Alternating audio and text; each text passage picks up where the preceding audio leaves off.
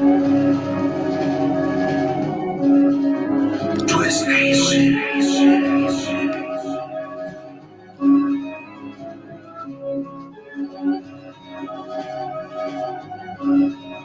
Twist Nation.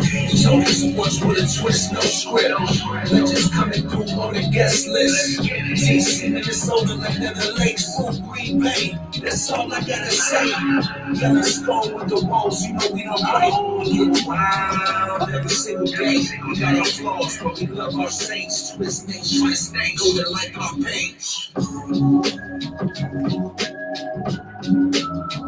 Twist Nation. Twist Nation. Twist Nation. Twist Nation. What up? What up? What up? You're always burying your head in the computer when we're doing the intro, and Mike and I are animated. He does almost the same thing every week. It's a beautiful thing. I just let you guys It's called consistency, and it's called Twist, the Weekend Sports Talk, episode 24. Kobe! R.I.P. We actually have some Kobe news today. Yeah. So we're live right now on Facebook, on Twist Sports Talk, on the RTF Sports Network, our affiliate. Yep. You can also find us at Twist Sports Talk on all the social media platforms. And, of course, our website. Greg, what's our website? something, twistsportstalk.com. Yeah, sorry. Greg's not big don't on ask the social Wisconsinites networking questions here. and, So yeah, that's unbelievable. So how you fellas doing today? we're good. We're great. Fabulous. Yeah. A little rainy out, but great day to be. Sports are coming back, so it's like we're actually going to have like real stuff to talk about. Hopefully. We do have a great show lined up for you. We have a guest interview who was there and disappeared, so we will wait a minute to bring him on. All of our interviews are brought to you by Bricks. Boatworks. They are deemed essential, just like everybody else starting Monday. We're back to work. I got back to work last week. Benz has been working. Been out there. Greg's been trying to work on a belly, but his metabolism at his age still works for some reason. We were just talking before the show, his cholesterol level is probably going to bring him down a little bit. He might not be here when the Vikes win their first Super Bowl. So. How old do you expect me to live? 130? Oh, jabs. I thought you were already there. No, I'm getting close though. Yeah. My daughter told me this morning not to worry, that I'm not even to midway point of my life yet. Really? To which I said, how long do you want me to live? Oh, That's asking a lot of me. I really hope that your value of living, or what is it called? Your Value of life. Quality of life Yeah. is good at $1.50. Yeah, I think it will be good. It's like, Dad, you're not even to the halfway point. I'm like, that means I'm going to be over 88. I don't know if I really want that. Well, that'd be phenomenal. Yeah. That's excellent. If you're healthy, I wouldn't mind living to, 314. I'm healthy. As long as I can still throw some disc as and long as play you some can still golf. dunk, it'll be all right. Yeah. 44 of them, Duncan. Yeah, I don't believe it. So let's get to our first guest interview to kick off the show. Like I said, we have a great show lined up for you. We have a new game, and I think Doge might have a chance this week. So we're bringing on Stan Norfleet. You can find him at Stan Fleet Sports. He played some D1 college football at Virginia. He's a sports talk host, football analyst, and sports opinionist. Yeah. Let's bring him on. Stan the man, what's going on? Fellas, what's happening? Greetings from the nation's capital. Oh, yeah. Yes. Welcome in, man. Appreciate it, man. Thanks for having me. Were you having some technical difficulties? I saw you I don't know. Bro, it's crazy. Like, we're all, doing these different chat rooms and videos. And who the hell knows, bro? We are beholden to what's going on in the sky. So here I am. I'm locked in, man. Appreciate you guys having me again. Yeah, of course. So I had mentioned kind of introducing you. You played some college ball at Virginia. How was that whole process, the recruitment, getting there, playing, that whole thing? Well, my situation was crazy because I went to 3 different high schools. I started my high school career in the state of Alabama, actually, which is where my mother's side of the family is from. So I did freshman, sophomore year in Alabama. After my freshman season, Tennessee started recruiting me. So I was, embedded in SEC country, whatever. We ended up moving to Charlotte, which is my hometown. And some of those same schools came around. I think at the end of it, I ended up being a 4-star prospect. And at the end of it, I think I had something like 63 scholarship offers. And it was weird because it was everybody from like Harvard to the Air Force Academy. And I mean, Notre Dame, Penn State, and then you had Virginia. At that time, they were a top 25 program. They were the nation's #1 public institution, top 25 nationally recognized college and university.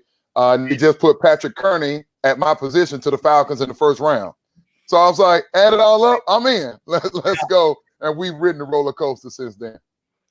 So you think there's going to be a season this year? I was just listening to Urban Meyer on a podcast coming in, getting ready for you guys. And I do think at some point they're going to play college football. I think that, first of all, let's be clear. We just talked about reference to the SEC. The Southeastern Conference is going to play football no matter what. Like, that's happening. Yeah. That's big boy ball. It's a lot of revenue. They understand that. That's going to happen, I presume, scheduled. The other Power Fives, I would say probably. Now, I get a little cautious when I think about up your way, right? Big Ten country. I hear that the virus, viruses typically don't cooperate in terms of the virus moving forward in warmer climates. So I think perhaps in the warmer states. Now, it's been proposed that some of these schools or some of these conferences, they're only going to play conference games. But like, they're only going to play conference games that matter in a certain vicinity. I don't know. I've heard all type of crazy game plans. Do I think we're going to play mostly? Yes. Some of those smaller Division II schools or even some of those FCS programs, I'm not sure, man. Yeah, it will definitely be tough. I mean, there is so much revenue in it. And obviously, it's big for these student athletes' future. Obviously, you want to play in order to get on to the next level. So I think they'll make it happen. It's also that tough thing about, well, if this season starts late and then next season starts on time, there you go. What is the incentive for these first rounders potentially next year to play this shorter season, the risk of injury and things like that. So sure. It's interesting to see for sure. I think it's critical, if I could, one other point on this. I think it's critical, having been on the business side of collegiate athletics as well, working for IMG College at the University of Kentucky. Let's just be clear, even at basketball schools like Kentucky, Kansas, Duke, football makes the money. Now, you have other programs like Duke basketball clearly makes money, but they don't make the revenue that football does. That comes from TV deals, that comes from bowl games, and the revenue sharing that happens being associated with the college football playoff. So when you add all this up, there are going to be not just programs, and I'll use my alma mater, University of Virginia. The athletic department, first of all, is self-funded. We don't use any money from the state to take care of anybody's scholarship at Virginia. There are a lot of Power 5 schools that do the same thing. With that being said, the athletic department at UVA also cuts the school back a very hefty check every year. So that brand new sociology lab and library and biology and all the crap that we may not use, a lot of that is coming from dudes kicking off on Saturday. So I always implore sports fans to show the respect to the guys that are out there on Saturday paying the bills, essentially. So we do have Green Bay Greg here. He's our Green Bay Greg. That's fun. if our camera was wider and we'd able to do it, he'd be sitting over there in the corner. But as it is, he's here with us. So playing at Virginia, did you have a chance to play against his squad, Wisconsin? Yeah, we opened up against Wisconsin. They did like a coach's classic kickoff. This is 2001. Rained like hell, lightning everywhere. It was like an hour and a half delay. And I believe Lee Evans was the receiver. He torched us. Taylor, I believe, was the running back, had a very good day. And you'd be pleasantly surprised. Like UVA, we've had over the years, a lot of people, when they think UVA, they think Rondé and Tiki Barber. Chris Long was after me. Heath Miller was a guy that I played with. So we've had our share of NFL guys that come through there, first-round guys. Thomas Jones was, I think he finished 6th behind Rondé the year Rondé won the Heisman Trophy. What's that, 1999 season. So we've had our guys, but, man, we went down there to Camp Randall, and it was just an ugly game. Start the year. It was the first year of our new head coach, Al Groh. So Al Groh leaves the New York Jets. He was the head coach for the Jets for one season, comes back to Charlottesville, his alma mater.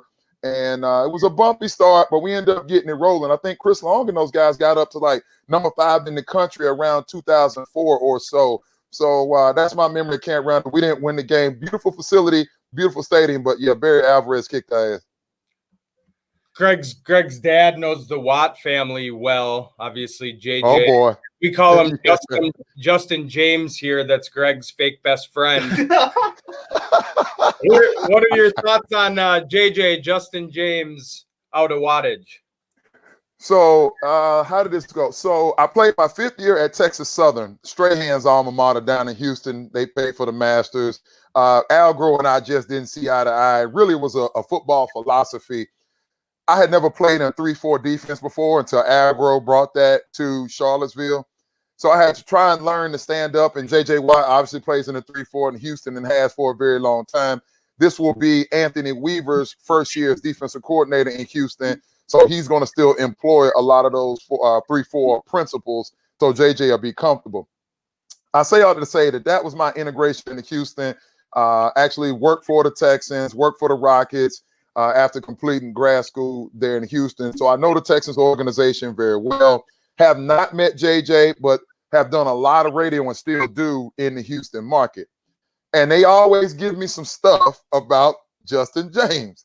Look, JJ is a badass. We all understand that. I'm not taking anything away from the man. But I'm not ready to put him in the same class with Lawrence Taylor and Deion Sanders and Reggie White. Like, hold on now. And the reason why, and people always say, Stan, quit hating on the white dude because he's a baller. I'm not hating on the dude because he's white, right? JJ's a badass. I just think that, and we get into this with Michael Jordan too. I think we're going to talk about MJ in a little bit too. Yep. Some of our athletes and even our celebrities, right? We put them in this bubble and we create this force field that is impenetrable because they're so likable. And for whatever reason, it's like you can't criticize or critique their performance without being viewed as a hater for them as an individual. And I'm like, no, I separate who you are as a dude. JJ raised a ton of cash for the people affected by Hurricane Harvey down in the Gulf South. So I will always respect that, right? I believe in giving back. I believe in leveraging the platform to do what you can to help people. And regardless of what you read or hear, I don't have anything against anybody. You understand? But also get paid to, at least used to, I used to get paid to give my opinion on the football analysis. And JJ has not consistently performed at the level of those other men I mentioned. Deion was all-decade team for 2 decades. Reggie White. Lawrence Taylor, when you start talking about a guy like Lawrence Taylor changed conventional blocking schemes of the time. All that side protection, chipping, keeping the tight end in the block, all that was for Reggie White. He literally made offensive coordinators go back to the drawing board and reconfigure how we do this. JJ isn't quite on that level, but he is a baller. Yep. Let's stay in the NFL. I know you did some business development for the Cowboys and just following your social media, which you can follow Stan at Stan Sportsman, both on Twitter. God bless you. I appreciate that. Yeah, man. Yeah, so speaking of the Cowboys, what's your take on kind of the Dak Prescott situation? Oh, here we go. Yep. This is probably the #1 topic that I'm burning on in all of sports right now. Everybody's talking last dance and all we gonna play, and I get all that. You got to cover your base. But man, this Dak Prescott ordeal. So let me ask you this, and it's crazy you're interviewing me, but I'm asking you. Yes or no? Would you guys pay Dak the money that is reported he's asking for? Or let me rephrase the question: is Dak Prescott a top 5 quarterback in this league? No. Would you pay him as a top 5 quarterback in this league? Yes. You have to. Why? Because we paid Kirk Cousins. Who else do you have? We're gonna come back to Kirk, Captain Kirk. We're gonna come back there. Who else do I have? Yeah, Jerry Jones, he's trying to win now. And with Dak, I think they screwed up last year by feeding into Zeke. When you sign an offensive lineman, a middle linebacker, and a running back, those are all positions that you can replace. A quarterback is not. When you have a quarterback who's 26 years old, who's won playoff games for you, you have to make one playoff game, singular, one playoff game. Whatever. Sure. Yep. That's my opinion. So, okay, I did ask your opinion, and I see where you guys are. All right, so let's look at this. And I think the person that has been as passionate in terms of a diametrically opposed position to me on this topic is Shannon Sharp. If you watch FS1, Shannon Sharp is so pro pay Dak Prescott. So here's the money in the contract that is reported by some folks in Dallas that I trust. Mike Fisher is somebody that you might want to look up. It's reported that Dak Prescott has been offered $35 million a year with $106 million guaranteed, and the Cowboys are trying to make that a 5-year deal. $35 million a year is where Russell Wilson gets paid. It'd be top of the market money. $106 million guaranteed, and we got to get into a different conversation of what's guaranteed versus fully guaranteed. A lot of time fans read that and they misconstrue what that actually means. But I'll come back to that. 106 fully guaranteed. It's like $1 million less than Jared Goff, and it's like $4 million less than Carson Wentz. Ironically, they're all the same draft class. So here I am. When you look at the guys that are in the top 10, certainly the top 5 highest paid in the National Football League, here's what you'll find. They've either been MVP, played in a Super Bowl, or won a Super Bowl. That doesn't fit that description. And if you look at what's happening right now, the college game is producing better quarterbacks that are ready to play sooner than they used to be. So I can look in this draft, and Jared's in a position to go, look, not only do I have a backup in Andy Dalton, a guy that's won playoff games, a guy that's a serviceable starter, look at the weapons that I have around him. We're still a playoff team, Dak, with or without you. Now, you haven't proven that you can carry us. If I'm paying you $35 million a year, I need you to be able to carry us over the finish line, like Russell Wilson has done since the Legion of Boom, like Aaron Rodgers does, like Tom Brady does when his receivers, that cast of bandits that he had last year. Like, you got to be able to elevate people. Now, Dak is a fantastic leader. I love all of his intangibles. He upset me with some that we're doing the whole Kaepernick, are we gonna kneel, are we gonna stand? He upset me a little bit with that because I thought he had the platform and the position to be more vocal on social issues. Part of my issue with Michael Jordan, we'll get to that again here in a little bit. I would not pay that top 5 money in the market. It's just proven when you pay a guy like that, it doesn't work. And so Kirk Cousins has been vocal, right? Kirk Cousins said that, hey man, bet on yourself. It worked for me. I got franchise tagged twice, and then somehow, some way, who's my guy, GM of the Vikings? Why can I not say it? Rick Spielman, the best Rick GM Spielman, there we go. ever created by God himself.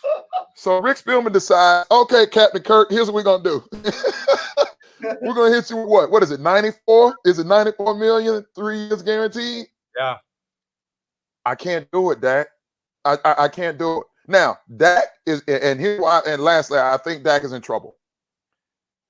He's right now tied to the franchise tag, which he has not signed. I don't know about you guys, but everything that I see on the news tells me the financial markets and the salary cap for the National Football League this upcoming season is unstable. We have no idea where the revenues are going to come in at next year. That impacts the salary cap. Number 2, we talked about the college game. Here comes Trevor Lawrence. Here comes Justin Fields. Here comes Jamie Newman. It's going to be at Georgia. North Dakota State has another. Go say that again. Tanner Morgan. Yep. Quarterback. Tanner Morgan is the name that I've heard. Yep. Here comes other guys. Look around the league, Dak. Who needs a quarterback that's willing to pay you that type of money? Who needs a quarterback right now? Jacksonville? Right, because they have a history of paying dudes top of the market money, right? What? Yannick Ngakoue, their best pass rusher, all pro, he wants out of there right now. Dak, where are you going to go? New England? When's the last time Belichick paid somebody top of the line, top of the market money?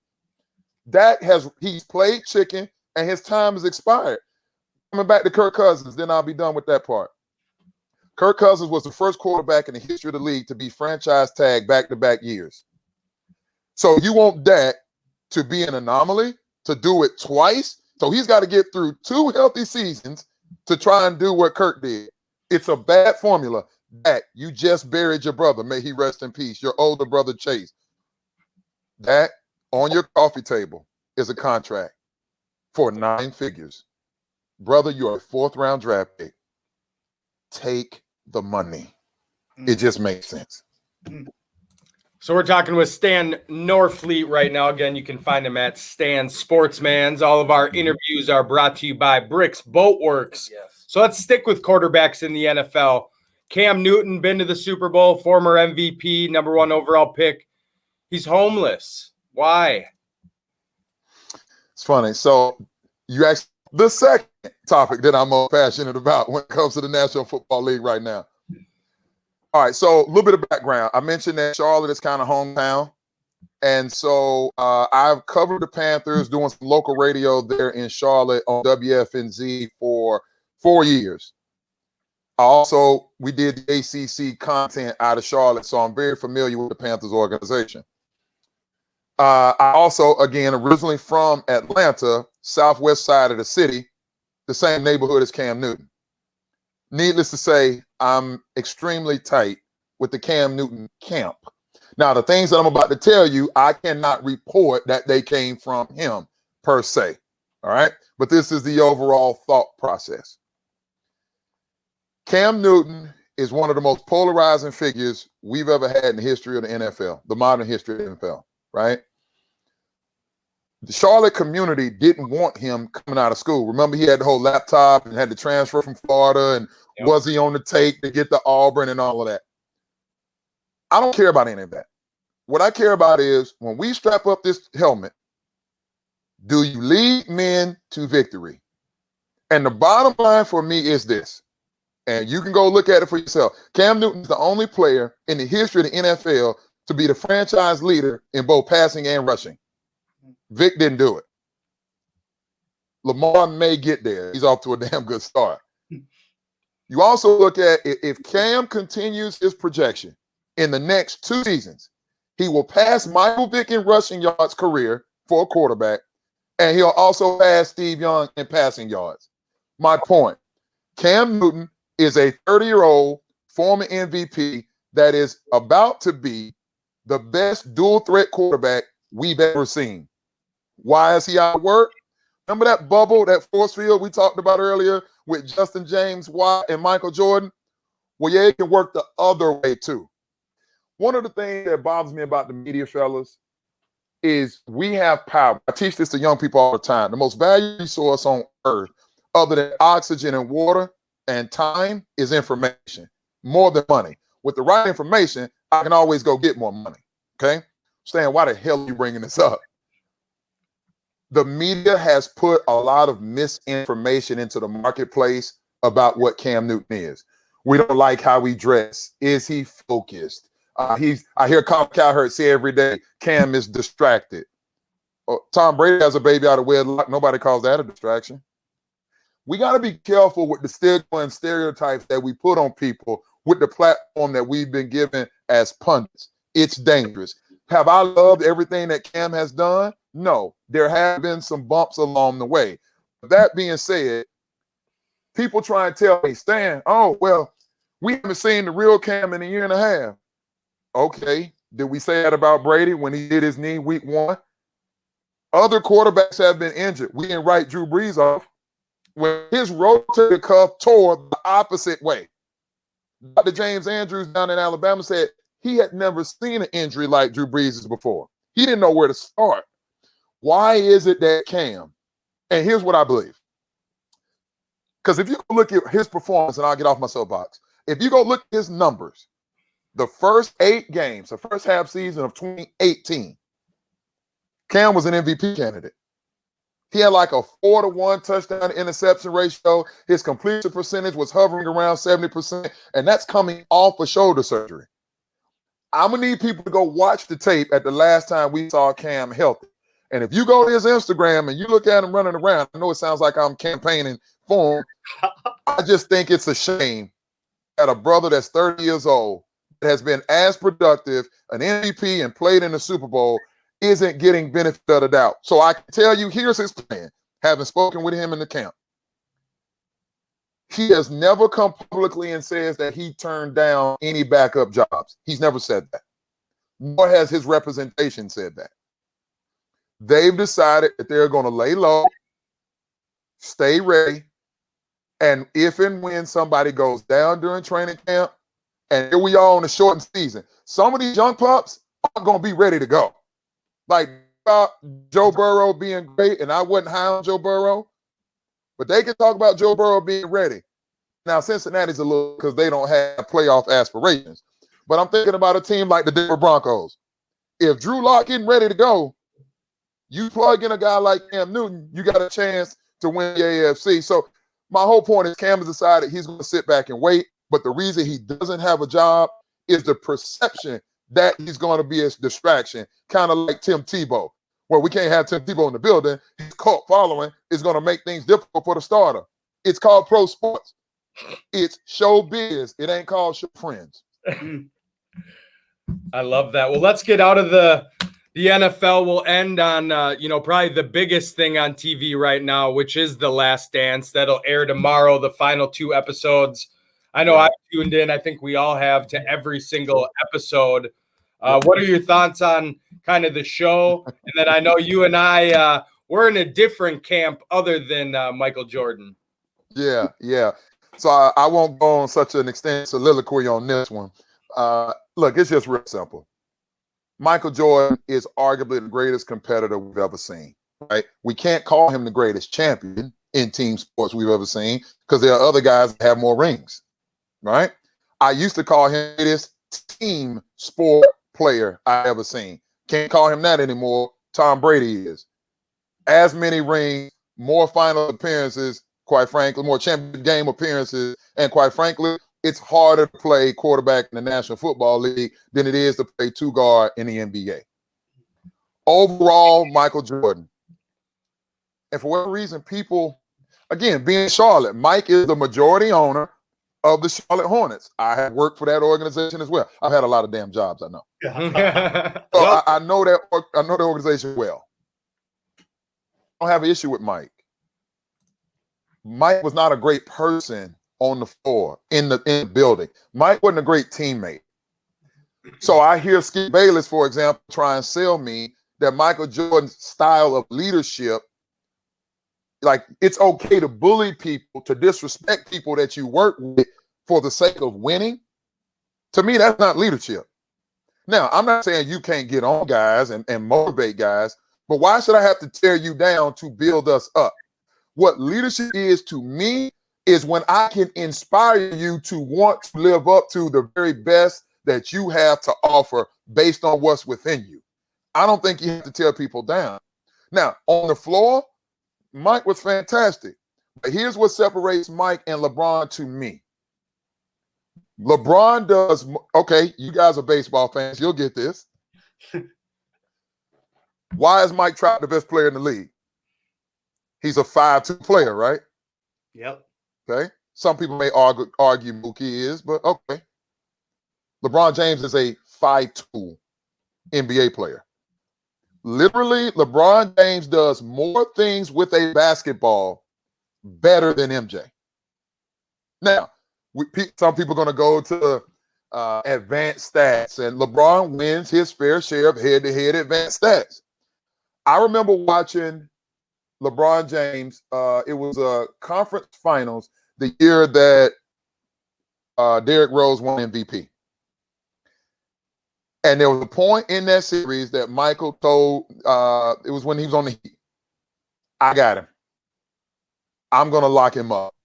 And he did. I've never seen Michael Jordan guard power forwards. I've seen LeBron James guard point guards. So that just gives you an idea of how I look at who's the best. Who does most of the stuff at the highest level, key point, or a long duration of time? The bottom line is Michael Jordan quit twice. Now, some people say, Stan, that's unfair. He lost his father. If you go look at the reports, Michael Jordan, during the Dream Team, even before the Dream Team, some said he was going to retire at the conclusion of those Olympics. The pressure was too much for him. The pressure having to be at your best all the time as a global icon.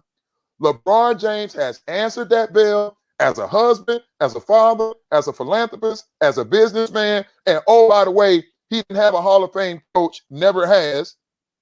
And oh, by the way, he didn't play alongside of another 50 greatest player in NBA history every year that he won a championship.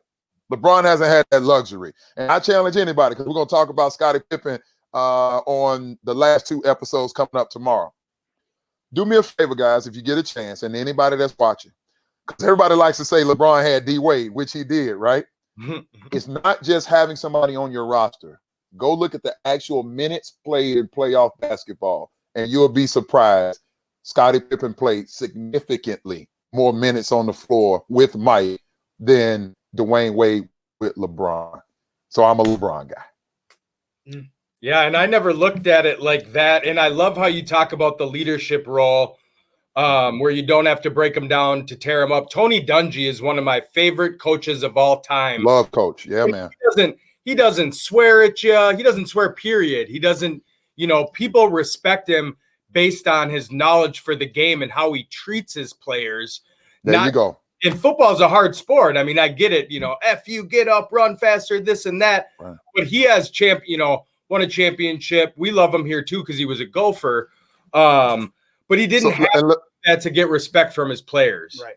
And I'm gonna add this, and you guys didn't do this, but this is just a part of my pedigree as a man of faith. The greatest leader that I've ever read about has the initials JC. Yep. And I look at his leadership style. He didn't have to do all of that stuff that Michael Jordan has done.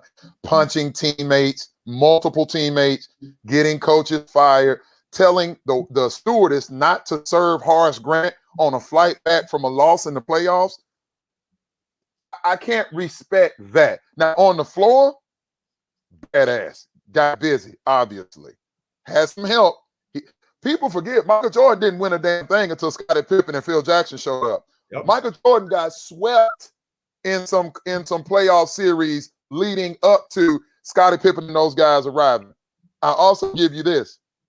People get on LeBron all the time.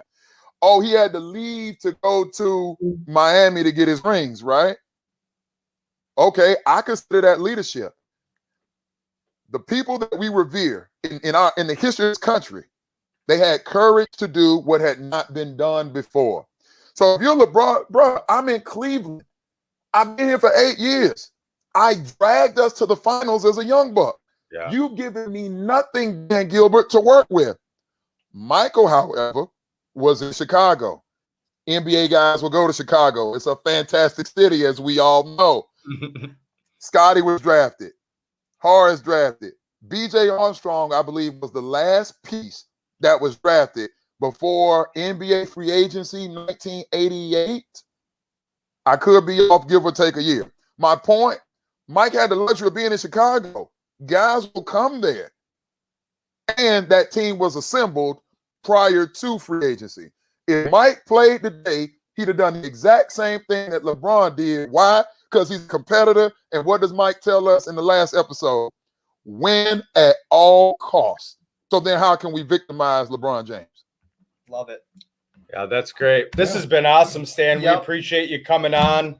Well-versed. Many jobs made you very smart in who you are. So we appreciate it.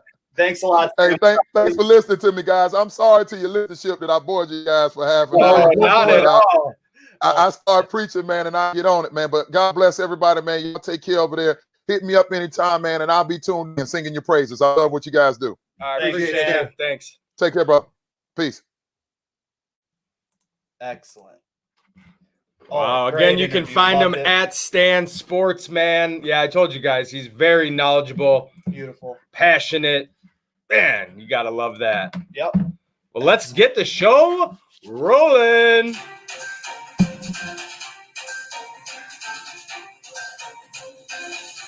All right, here we go. So we've got our headlines of the week.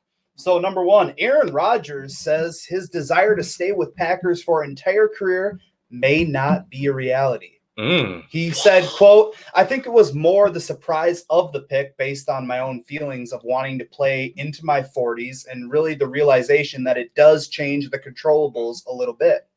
He said in a 40-minute conference call. He also stated, because as much as I feel confident in my abilities and what I can accomplish and what we can accomplish, there are some new factors that are out of my control. Interesting. Wow. And another shocking news, if you wake up early tomorrow morning and look to the east, you'll see the sun rising. There you go. Excellent. Good job there, Jay. Yeah. Number 2, affidavits clear Seahawks, Quentin Dunbar, Giants, DeAndre Baker in alleged robbery, attorney says. Michael Greco, who represents Dunbar, told ESPN that he has five sworn affidavits from witnesses that say his client was not involved in the alleged incident. Smells like money. What's crazy about this is these same witnesses the police talked to, and that's how they got the warrants for them. So as soon as the lawyer gets them into a room, it's like breaking them off. He just signed here's what you did and didn't see. Yeah, here's a $10 million contract I got last year. Let me make it rain. So just a little background for those that haven't heard or maybe don't know enough.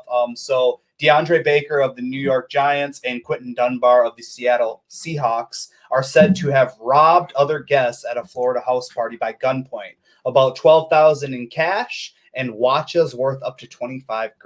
Which is funny when you're showing up to a party in a Lamborghini. Yeah, that was to the Lambo. rob the place. The Lambo is their getaway car. Yeah, that's to rob the place. That's like Fast and the Furious 28. So that's that. That's aggressive. On to number 3. Tualia Tagovailoa transfers to Maryland. He has Big made his 10 decision. bound. He is coming to the Big Ten. He entered the transfer portal on May 8th and has found his new home with the Terrapins. So that will be an interesting landing spot for him. On to the last one. Since this is episode 24, let's give it up for some updates on the Kobe crash.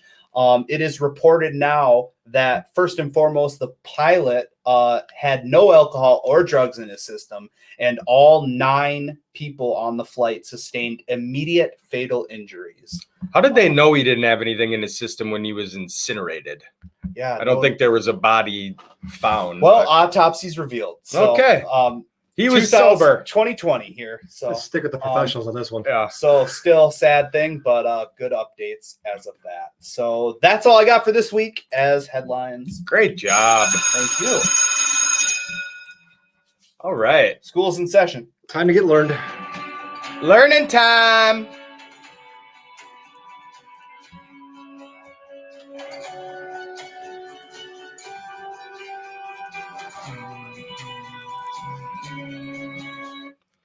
All right. May 16th, today in history. Buckle up. 1869, Cincinnati Reds play their first baseball game. They won 41-7. If only baseball still scored like that, maybe it'd be fun. 1894, fire in Boston destroys the baseball stadium and 170 other buildings. Must have been windy. 1920, Joan of Arc canonized a saint. Did I say that word right? Canonized? Yeah. Great. Yeah. History major here. St. Paul Saint? No, like the real kind of saint. Yeah.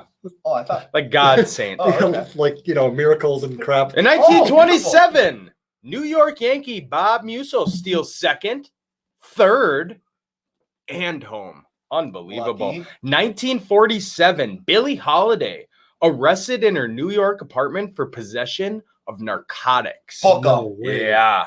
1953, Phillies Kurt Simmons gives up a single and then retires the next 27 in a row. That's gotta suck.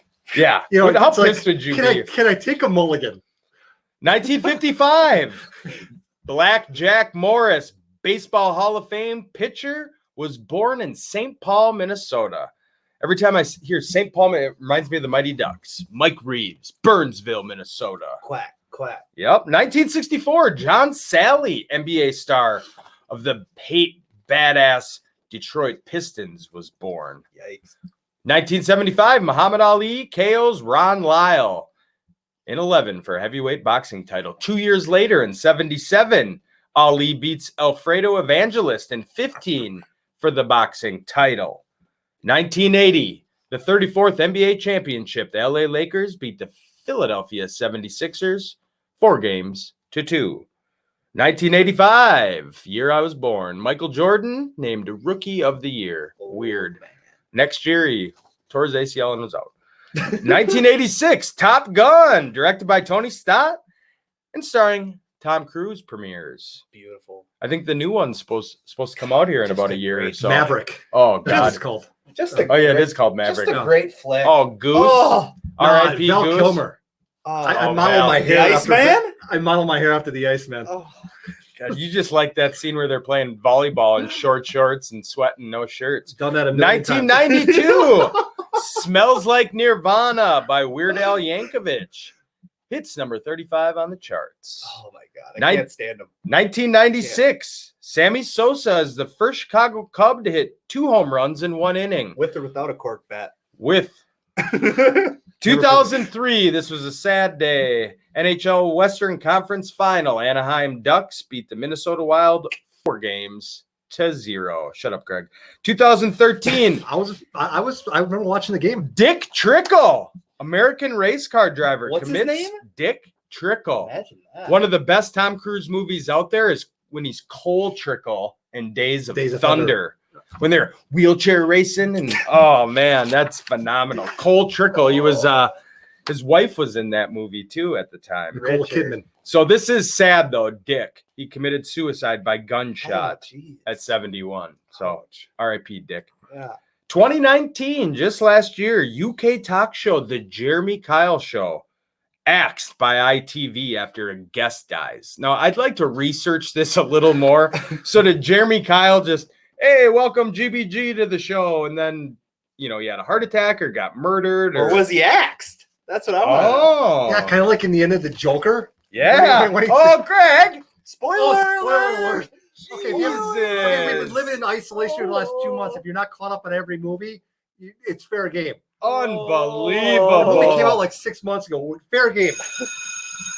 All right. Well, hope you got learned. I learned.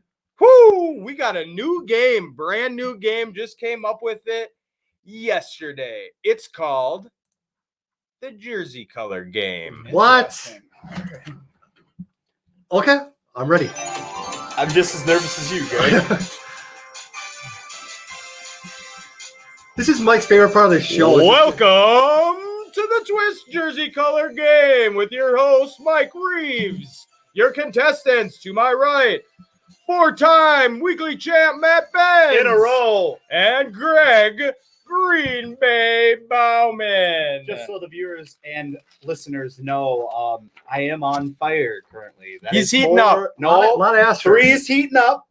4 is on fire. So right now I'm on fire. You Greg's beat- due. You beat a curler with a tape delay. Hey. It cheated, which my mom called you out on. Whatever, I don't Terry know about Michaels. that. Contact the Prove Players it. Association. We're I don't lawyered up wanna over hear here. it. Daly and Marouche, bring it. Shout out. I had steak over there last night. We're lawyered up. Thanks, John, for the steak. Yeah, I was gonna say they get a lot of free plugs on our show for Jersey Color Game. Go ahead.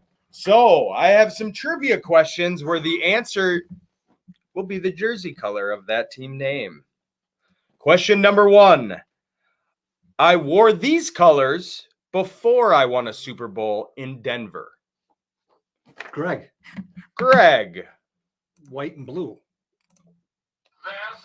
That's right. Peyton Manning, white and blue for the Colts. GBG Oh, interesting. Okay. Now I see all the Okay. games played. All right. on the board. Okay. Yep. Question number 2. My team colors matched my dad's from his first team.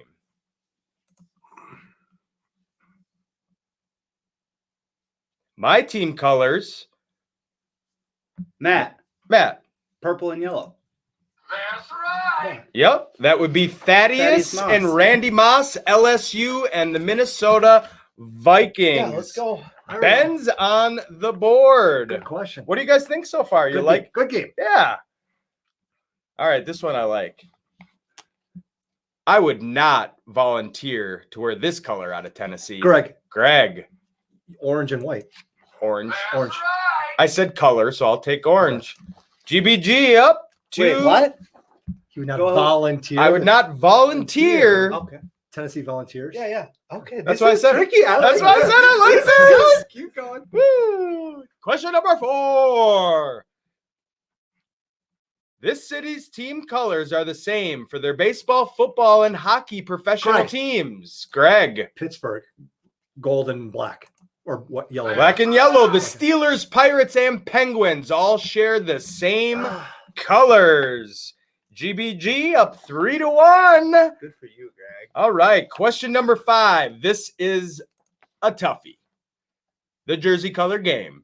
Twist. RTF Sports Network. It took a little luck with this team to win my only championship after leaving Minnesota. Matt. Green.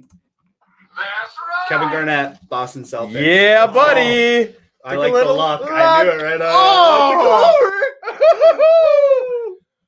These are the ugliest colors in the NFL. Matt, Greg. Green and yellow. That's right. Yeah, He's coming back. tie game. Oh God, this is good. All right, 6 down, 5 remaining with the tie ball game. Question number 7. This baseball team colors, whatever color, are named after a mean bird. Matt.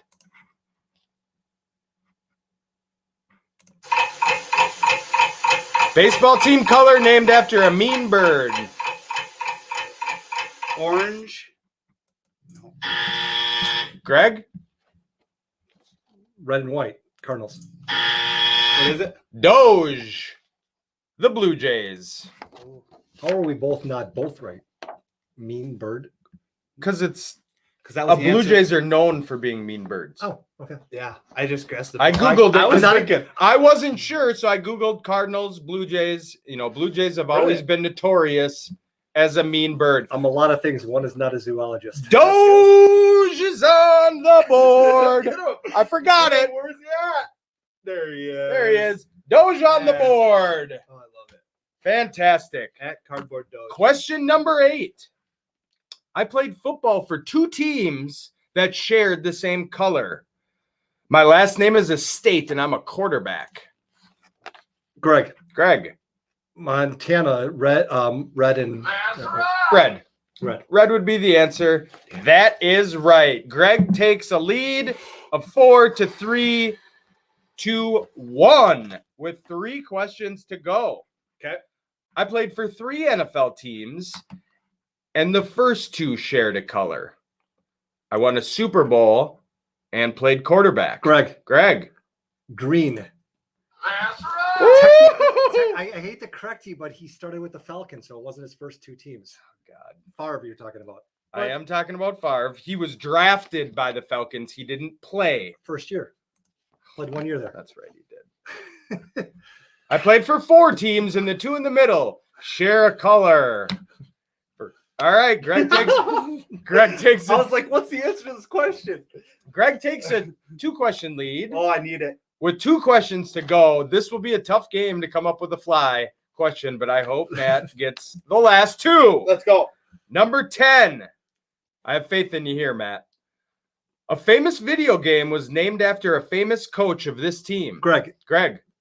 Black and silver. Wow. That's right. That's the game, folks. Good job, Greg. 1 question to go. We might as well do it. Question number This is 11. where you walk, strut. We have neon in our jerseys. This is easy. Matt, Neon green. Oh, you want me to guess the team? team and colors. Yeah. Green and blue. There you go. That's right. Could have been the Seahawks or the Timberwolves. Yeah. I don't know which one he was going for. Wolves and Seahawks. Oh! Either or, baby. That should be 2 points. Either or. Wow. Good job, Greg. Chief, that one was for you. Greg got you one. Back He got you one. back in the winners column. Make them go viral, Chief. That was a fun one. You know, I was just kind of playing Something different. I around. liked it. Yeah. Let's get a new game going. Yeah. And Like it. yeah. So All right. let's get down to business here. Sure. Let's see if I did. Oh. For all you viewers out there, make sure that you're slapping that share button here real quick. Slap it. Smash it. the I share. like slap it. Slap Slap it? that share button. Slap it a share. Slapping the base. Slap it a share. Go ahead, share it.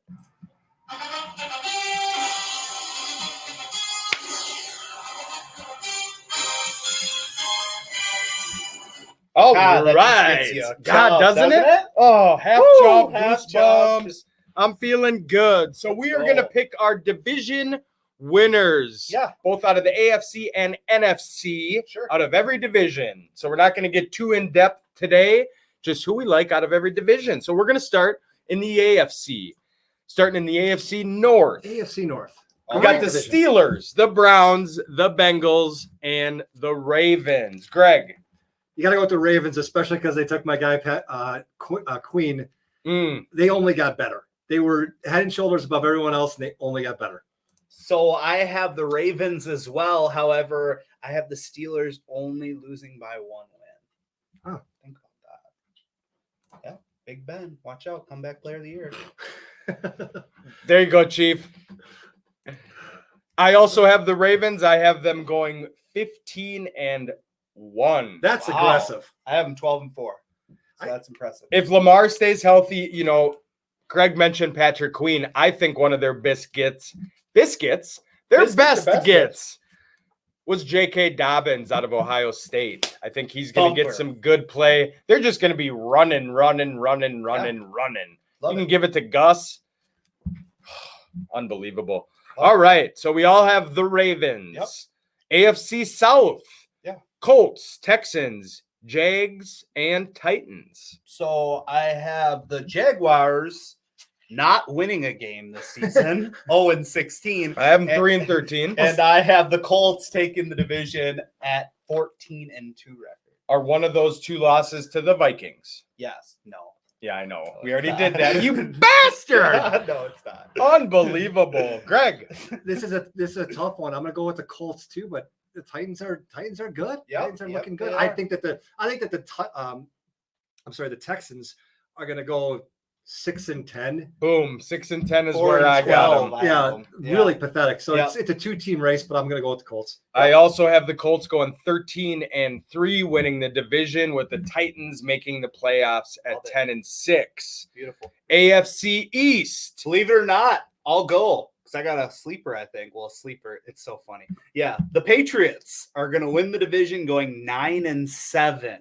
Ooh. What? All right. Yeah, So okay, first okay. off, the AFC East, we got the Bills, Yep. the Patriots, the Jets, and the Dolphins. And Ben's just says 9-7, Yep. takes the defense. division. I also have the Patriots 9-7, losing the division to the Buffalo Bills, Wow. who go 11-5. Both teams make the playoffs. I got Bills going 7-9. See, I have the Bills going 10-6, Okay. but I also am sweeping the Patriots. Mm. I think this is their year. Me too. And I They only got think one Diggsy. team. I only think one team comes out of that division for the playoffs, though. Yeah. Even though you're letting 3 Yeah. in, Sure. I think that this is the Bills' year. They've done enough. They brought in enough I still talent. have a lot of faith in Belichick. So we'll Yeah, see. and We'll I It's see him interesting. getting in at 9-7. Yep. So the last playoff team is in the AFC West. The Chiefs, Chargers, Raiders, and Broncos, at least for me. Yeah. This is a no-brainer. Sure. Chiefs, landslide. Yeah, I got I think Chiefs landslide, but somebody I like is the Raiders. I think the Raiders, I got them going 12-4. Ooh. So the Las Vegas, I don't know if NFL is a little puppeteery. Maybe you'll see them pull some strings, but Raiders, keep an eye out. Well, I Yeah, think- Chiefs for sure. I have the Chiefs in that 14-2, 13-3, but I have the Broncos as my wild card team coming out of that division. Yeah. I think that I think if they get Cam Newton, like Stan said, I love that fit there. I think Drew Lock can take him to the playoffs. That would be interesting though if Cam Newton come, if something were to happen. That was just an example he brought up. Yeah. Someone getting hurt that is at that next level. But I think Drew Lock, I think they gave him enough talent to make the playoffs. So my playoff guys out of the AFC are the Ravens, Steelers, Titans, Colts, Patriots, Bills, and Chiefs. Let's head into the NFC. We will end in our division, the North. Let's start over in the West. We got the Niners, the Rams, the Seahawks, and the Cardinals. I think this is going to be A barn burner? this division is insane because all the teams are, for the first time in a long time, pretty darn good. Sure. So I've got the Seahawks taking it 15-1 record this year. Wow. And I have the Rams going 2-12 this year. Wow. Crumbling. Wow. Yeah, so That's there's insane. trouble in LA. Wow. That's Especially if they can't play in LA this year and they have to go elsewhere as well. Going. I mean, they never get a home to play at, really. But still, yeah, Rams 2-12, Seahawks 15-1. Well, if you got them going 2 well, no, the Jags you got getting Trevor I Lawrence. was gonna say you don't believe in parity.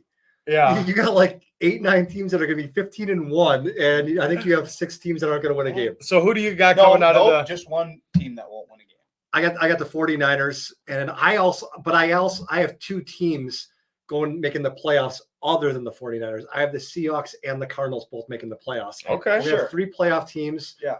Wild card teams, I should say. I think 2 of them are 2 of the wild card teams that are coming out of the West. So we'll do your playoff predictions at the end. I also have the 49ers, but they end with the same record as the Seahawks, just take more of a divisional lead. So they take the division.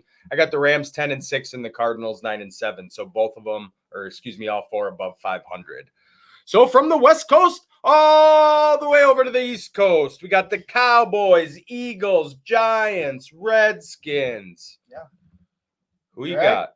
This is pathetic. I think that even though the Eagles did a lot, and I know that the Cowboys have a lot of talent, I think the Eagles are going to win this at 9-7, and the next best is 6-10, 7-9 with the Cowboys. I don't think any of them. I don't know. I'm not afraid of any of those teams. I got the Cowboys going 14-2. And believe it or not, I got the Eagles going. What's their record, Greg? Eagles? What do you have? A 2-14, 1-15? No, 15-1. You have them going 15-1. Yep. That's what happens. Hey, go ahead and check out Just for Clicks. It's another show on RTF Sports Network. This is where we got the playoff predictor that I did about 10 minutes before the show. And this is just what the records came out to be. Speaking of. So Just for Clicks is on the board. Thanks for that playoff predictor. Part of the RTF Sports Network family. Go to umbrella, RTF yeah, Sports that's what it came Network. out with, Greg. I didn't choose it that way. It just you did choose it because you choose. Well, I didn't win. You win, went win, week by win, week, and that's just what happened. So based on their schedule, that's I what had the got. Chiefs going 16-0. Yeah, think about it. All right, well that's rowdy. How about the South? So 2 Eagles and a Cowboy. Let's go to the South. Yeah, This is gonna be another fun one. The Bucks, the Saints, the Falcons, and the Panthers. yeah. So you get 2 teams out of this that go to the playoffs. but I got Agreed. The Bucks taking it, and I know there's so much hype, and I don't want to believe the hype, but based on their games week in and week out, I got them going 13-3. And then the Saints going 12-4. I have 1 team going to the playoffs out of this division. And before you guys think I'm an idiot, Oh, I don't think just wait. He's gonna say it's the Bucks, and then he'd sound like No, it's the Saints. Sure. But keep in mind, I also have 2 wildcard teams coming out of the West. I only have 1 spot left. Yeah, I knew that when you said that. Yep. I have the Saints going 15-1, the Bucks going 12-4. Falcons and Panthers are on a slippery slope. And let's end it in the best division in the whole NFL. Yep. The NFC North. Greg? I have the Packers winning it at 12-4, and I have the Vikings at 11-5, comfortably making it in the playoffs. I have those exact 2 records for those exact 2 teams, Vikings and Packers, both making the playoffs, but with the Packers winning the division. And I have the Vikes at 11-5. So we all have them at Winning the 11-5. Yeah. Winning the division at 11-5. I just think that we've talked about this so often. When it comes down, you're playing your own division, 2 games each team, and the Packers and Vikings have the benefit of having 2 atrocious teams that they have to play against. Right. So shout out Just for Clicks. I have the Lions at 3-13. They are which not I think is generous. winning the division. No, and I was on there as a guest earlier this week, and Michael Buckheister said that the Lions will win the division. I said I will cut off my left nipple if that happens. So if the Lions win, Twist Nation, you can vote. You can cheer for it. I'll do it on this show. I will cut off my left nipple. Are we going to do that like we do the fishbowl bet before the show, where you have to sit through the show with 1 nipple? I'll just do it right at the beginning. Just With woo! a toenail clipper. All right, time for some twist topics.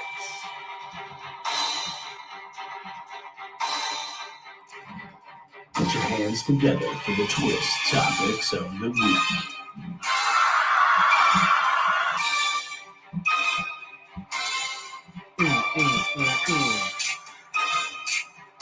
All right.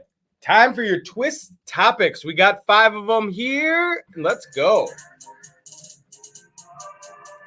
Twist topic number 1. Zion allegedly received improper benefits. Is this surprising, or does it even matter? This is surprising. Remember earlier when I said that, if you look to the east tomorrow morning, the sun's going to come up. Later on tonight, if you look to the west, the sun's going to set. Oh my God, a high-profile athlete got paid. Here's where the problem is. Someone wanted their money once he made it to the pros, and mommy and daddy Zion ain't paying up. That's where the problem is. Yeah. These guys, if you're going to take money when you're in high school or in college, when you start making the big coin, you got to pay back those people. That's the only reason why this becomes a story.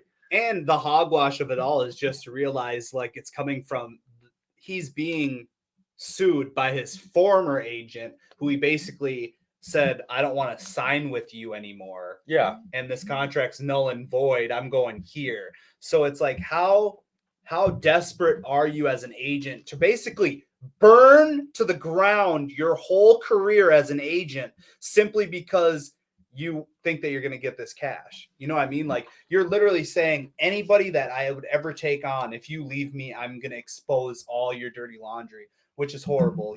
They're basically throwing his mom and his dad under the bus, saying that they received gifts. If you don't think Zion, that's the thing about it too. I think he got paid, but my big thing is, I don't think that Coach K knew about it, or at least he's oblivious to it.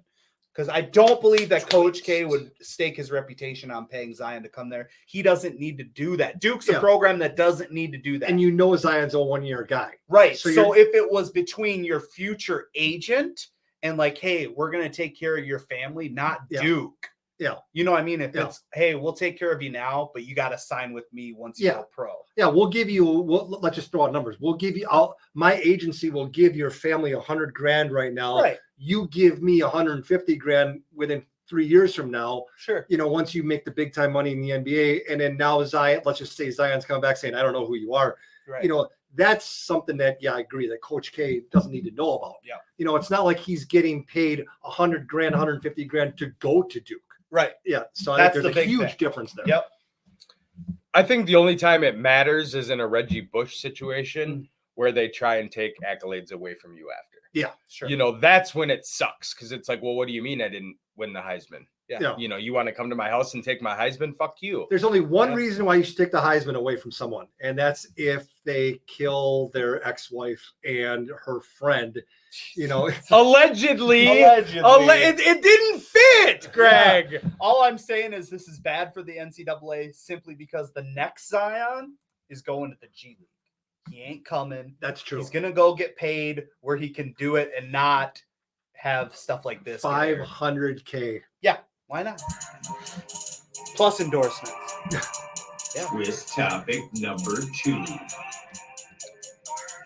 Is the NFL trying to take away from the NBA by scheduling Christmas Day games? Why can't they just all play in the sandbox nicely together? Because it's a sandbox full of $100 bills. Like, yes, of course they are. It's brilliant.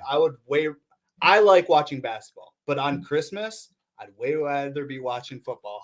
I thought it was funny, especially the Vikings this year. Well, Merry Christmas. Well, yeah, when they were interviewing Zimmer the day after the schedule came out, they said, "Well, we're going to ask him what it's like to play on Christmas," and I'm like, "Who gives a damn?" And then I thought about it. I'm like, "Wait a second, that's a Friday game." Yeah. First of all, I honestly, as much as I would love to have football, I don't like it.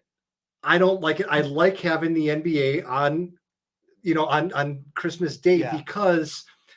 For me, it's early enough in the season where if you miss part of it, you can still be with family and stuff. Whereas for me, Thanksgiving is you plan your meals around games. Yeah. And that there's that 45-minute window between the first game, between the Lions game and the Dallas game. Yeah. And you can eat during that time. And then you got the night game, whatever that always turns out to be. But I don't like it. I 100% agree. I am a traditionalist, okay? Christmas is all about traditions. And it's all about the NBA, Thanksgiving, NFL, tradition, NBA, they're just bullying. Yeah. They are bullying. It's just another reason for me to leave Christmas just a little early. Oh, that's true. To get home, get my bike stuff on. Selfish. Get it going. Selfish. It's all right. Twist topic number 3. Yeah. MLB owners approved a plan to start baseball over the 4th of July. Are you ready for some baseball? Of course, I'm ready for some baseball, but it doesn't sound like a lot of the athletes itself are. I hope the majority actually are and want to, but they're just crying. Their unemployment checks are too fat, from, apparently. From Blake Snell saying, I got to get mine to risk my life. Bro, I risk my life way more than you putting bread on shelves every day. Yeah. I do not want to hear about how you're risking your life because you're probably going to get a test every day, where even if I wanted to get a test right now, I couldn't. And you're going to have the best doctors, and you're going to have all these stipulations like boo-hoo. So because they're taking a cut, whatever, I'm not getting into it. But yeah, I'm ready for some baseball. Let's go. Yeah. American baseball. Yeah. Not that Korean, Japanese bullshit that's on ESPN too. Yeah, at 4 a.m. Yeah. I'm a fan of it. You know what? Yeah. Whoever wants to play, pay them. If you don't want to play, you know what? Who gives a shit? Yeah. Just play. Yeah. Something. Get something on the TV that I can watch. Yeah. Right. I'll be putting bread on the shelves. Twist topic number 4. Yeah. Does the NBA need a champion this year, no matter the cost? Yes. Yes. Oh, please. Here's the thing is that there's been, since I was a kid, so you're talking a pretty long time, there's always been this argument that 87 years. Is the NBA season too long? Yes. They always talk about, can we shorten the season? Can we shorten the season? This is a perfect example. Every team had about 10 to 12 games left in the season before the playoffs. The NBA needs a champion, and need that champion to be one of 3 teams. Either needs to be the Bucks, who were fighting, competing with that 70-win season throughout the year, prove they're the best team in the East, or they need the Clippers or the Lakers. Sure. Because those were, head and shoulders. Head and shoulders the 2 best teams in the West. You need one of those 3 teams to win to prove that, this playoff was a result of what the regular season, came up with. Right. If you have the Heat, who were just playing good towards the last week or so, or the Nuggets or the Jazz, if you have one of those teams win, then everyone's going to say, what's the point of having 82 games? We can have a 40-game season. See, I hate it. I hate to say it because we're still in limbo in our fantasy basketball, which I'm in first place, and it's like F. But anyway, I would just end the season now. Yeah. Take the standings as is. Yeah. Start the playoffs and get a champ. Correct. Absolutely, 100%. You don't want the 2020 or 2019, 2020 season to be blank. Right. It'll just say Corona. Like you said, though, keep the playoffs, roll it right out. Don't expand the playoff. Those teams didn't earn it. They didn't earn their spot. They couldn't finish the way too long season. So yeah, there you go. Brilliant. Perfect. In agreement. Yep.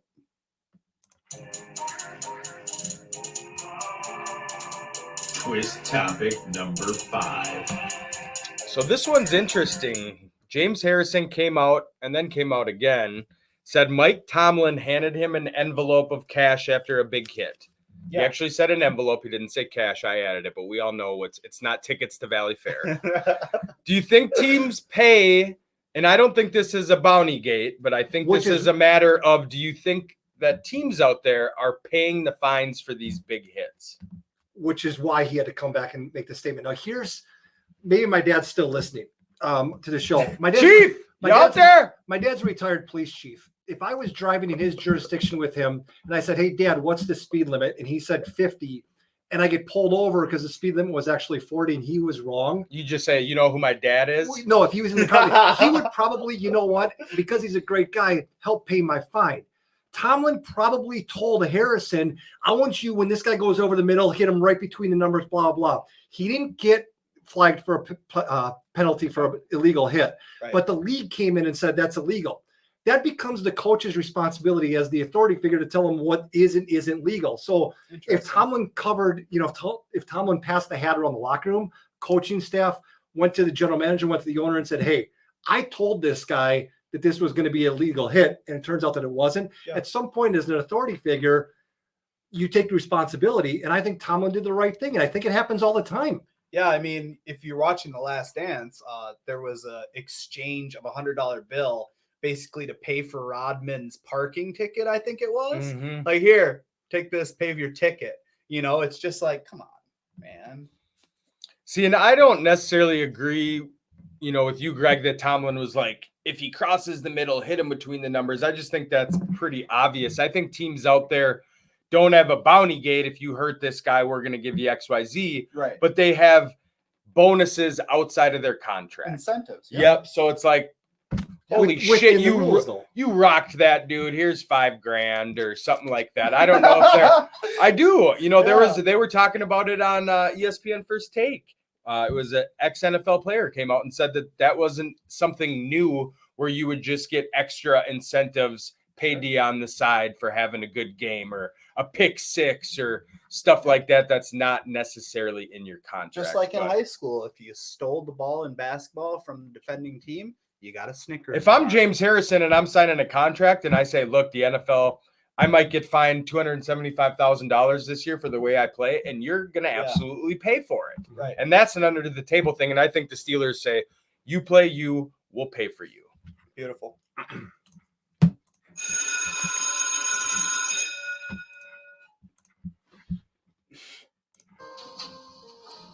All right, folks, we're going to go into my final thought. Last week, I talked about, different things about not being a sheep. What I ask everyone to do as the country's starting to reopen here in Minnesota, a lot of things are going to be opening up on Monday. And what I ask people to do is be respectful, but don't say outlandishly stupid things on social media. Don't make comments that say, I'm only going to buy American. I'm only going to do this, when you're actually probably posting from a device manufactured in China. Do things that are responsible. If you want to support homegrown businesses, find out where the local farmers market is. Find that local Bill's Toggery, a local Shout place, out Billy. a local place that's supporting the community. Don't make stupid comments that in the long run are just going to make you look like an idiot. Our country needs the world's economy to survive. So yes, it is important that we do have Chinese products and, Taiwan products and products from France, products from Canada. But you know what? Where you can help. Yeah. So what I'm saying is that find those opportunities, post about those opportunities. If there's a farmer's market on Sunday from noon to 2 down the road from your house at the local church, express that. Have people buy their fruits and vegetables there. That helps them. That's all I got. Beautiful, Greg. Beautiful thought. That's Greg's final thought, and that is the show. Episode 24 in the books. Episode 25, Benzino's going out of town, so it is going to be on a new day and a new time. Next week, we'll see you Friday at 5:30 p.m. Central, and for all you RTFers, that's 6:30. Beautiful. Adios. Hasta luego.